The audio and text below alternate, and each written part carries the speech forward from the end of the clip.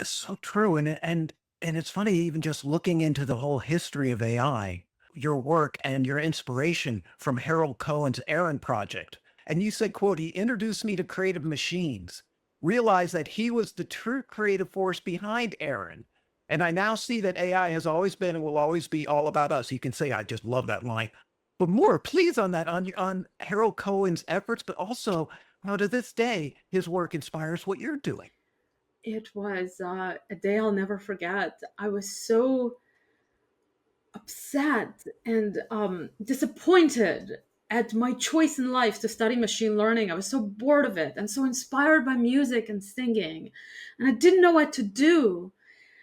And I'm going to this talk, sitting towards the back because I've been disappointed by all the talks in that event and so many of the events before. And just this painful moment of this young woman who doesn't know what to do with her life. And Harold Cohen goes on stage and he flashes these beautiful pictures on the screen. And then suddenly he begins to scream. This old Jewish man screaming on stage.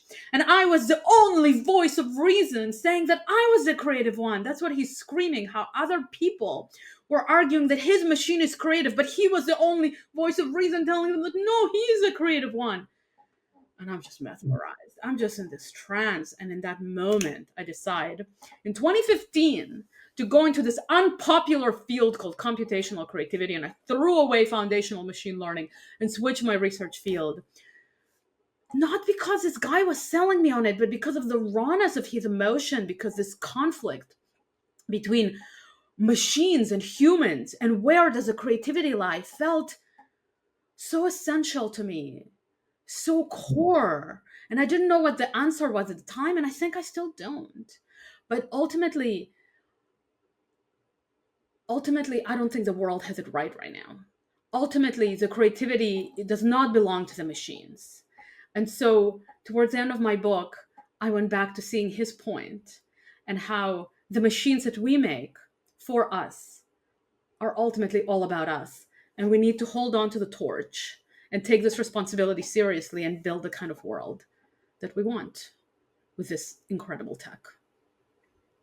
And it actually brought me up to another point. You're talking about another great experiment that was a little different called EMI, Experiments in Musical Intelligence by UC Santa Cruz professor David Cope in the late 90s. People were obviously going, wait, that's a machine. But then he renamed it Emily Howell, and they liked it better. Can you talk a little bit about EMI? Because that was more like the product, where Cohen's was a process put into it.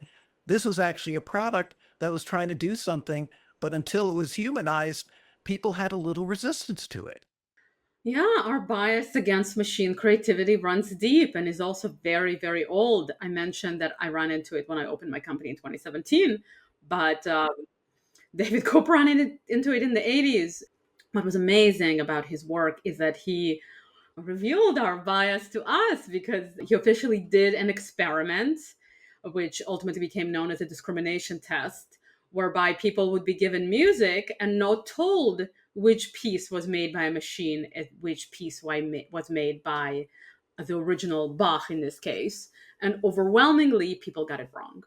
People thought that music made by the machine was actually an original Bach, and at the same time believed that the original Bach was made by a machine. And so this was able to reveal that sometimes it's not the quality of what the machine creates, but the fact that a machine created it that makes us devalue it.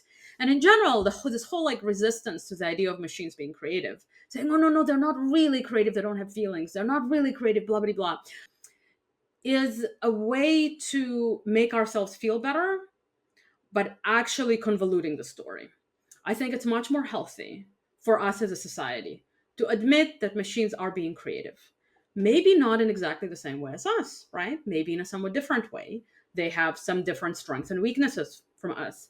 But by admitting the fact that these species, and I love that you use that word, these these machine species are actually legitimately participating in this creative arena, is something that we need to accept. Once we accept, that's when we can move forward.